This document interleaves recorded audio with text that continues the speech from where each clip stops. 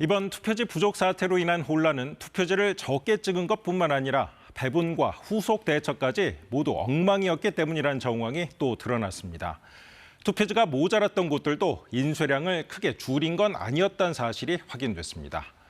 이지훈 기자가 전국 투표지 인쇄 현황을 입수해 단독 보도합니다. 지금 화면을 유효하다는 보장이 있어요. 투표지가 부족해 추가 공급받았던 투표소는 전국 35개 자치구 91곳입니다.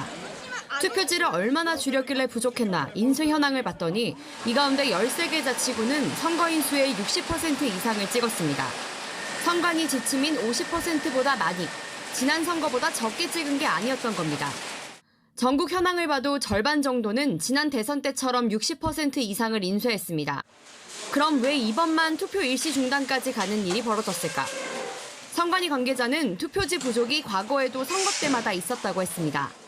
그때마다 예비용지로 해결해 왔는데 대선 총선과 달리 지방선거는 투표지가 7장이나 되니 예비용지에 번호 부여하고 조합하는 데 시간이 오래 걸렸다는 겁니다. 또 과거에도 적당히 투표지 배분했다 임기응변 대처에도 큰 문제 없다 보니 이번 역시 체계적 매뉴얼 준비도 인력 배치도 하지 않았습니다. 투표용지 부족 사태를 예견한 매뉴얼 자체가 없었고요. 어떻게 해야 될지 모르는 우왕좌왕이. 결국 선관위 관행에 뿌리 깊은 문제가 있었던 건데 선관위는 투표지 인쇄 부족만 탓하고 있습니다. 이번 사태의 원인이 배분을 제대로 하지 못한 선관위의 무능에 있었다고 왜 이러한 실패를 빚었는지 철저히 따질 예정입니다. 선관위는 사전투표 불신이 확산해 예상보다 본투표가 늘어난 것도 원인으로 꼽고 있습니다.